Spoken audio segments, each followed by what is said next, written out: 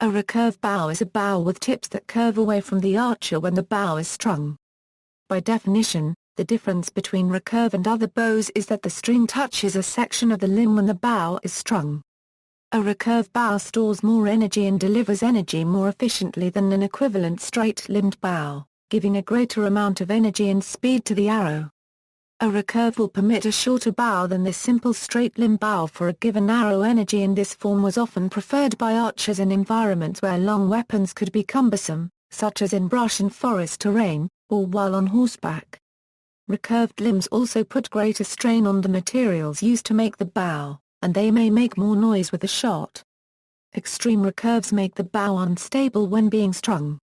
An unstrung recurve bow can have a confusing shape, and many Native American weapons, when separated from their original owners and cultures, were incorrectly strung backwards and destroyed when attempts were made to shoot them.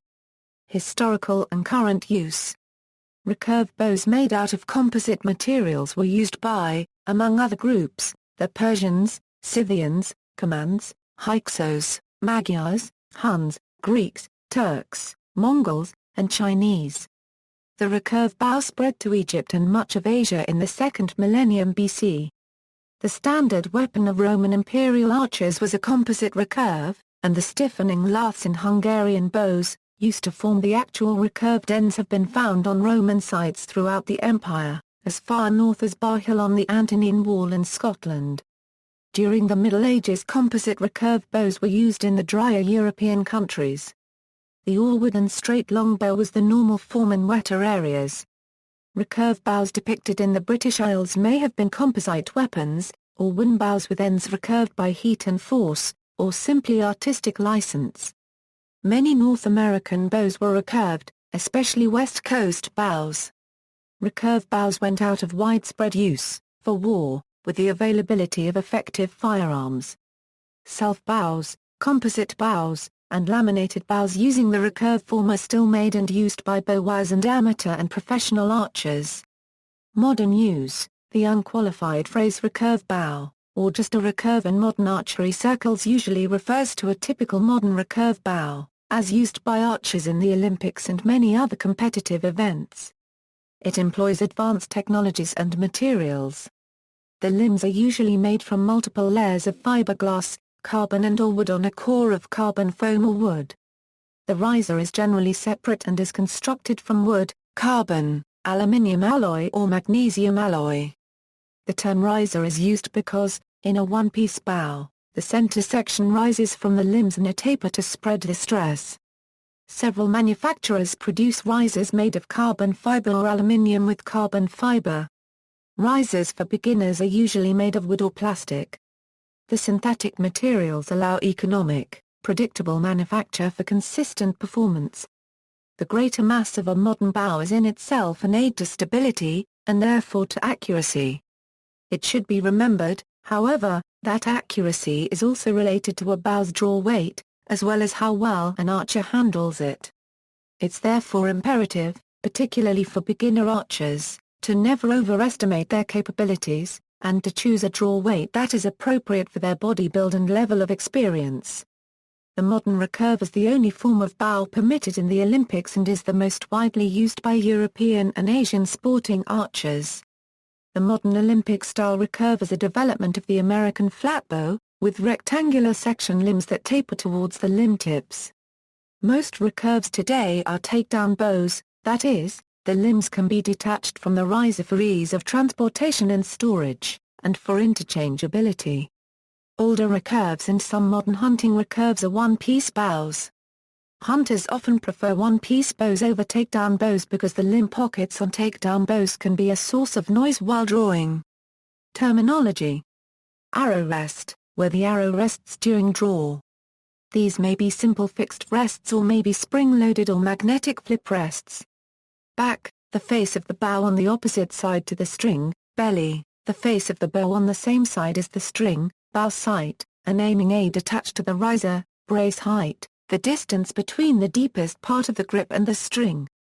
Fistmal is the traditional term, referring to the equivalent length of a closed fist with the thumb extended, indicating the proper traditional distance used between the deepest part of the grip and the string.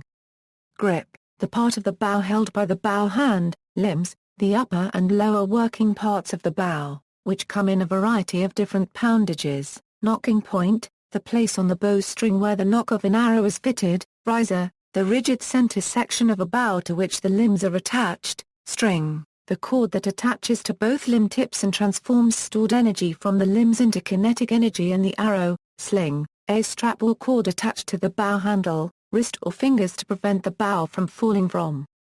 The hand, tab or thumb ring, a protection for the digits that draw the string. Also provides better release performance. Usually made of leather. Tiller, the difference between the limb string distances measured where the limbs are attached to the riser. Usually the upper distance is slightly more than the bottom one, resulting in a positive tiller. Reflects the power balance between both limbs. Other equipment, archers often have many other pieces of equipment attached to their recurve bows, such as, clicker, a blade or wire device fitted to the riser, positioned to drop off the arrow when the archer has reached optimum draw length. Used correctly, this ensures the same cast force each time. Many archers train themselves to shoot automatically when the clicker clicks off the arrow. Kisser, a button or nodule attached to the bowstring. The archer touches the kisser to the same spot on the face each time to give a consistent vertical reference. Plunger button, a fine-tuning device consisting of a spring cushion tip inside a housing. The plunger button screws through the riser so that the tip emerges above the rest. The side of the arrow is in contact with the tip when the arrow is on the rest. The spring is tuned so that it allows a certain amount of movement of the arrow towards the riser on release, bringing the arrow to the ideal center shot location. The plunger button is used to compensate for the arrow's flex, since the arrow flexes as the string pushes onto it with a very high acceleration, creating what is commonly known as the archer's paradox.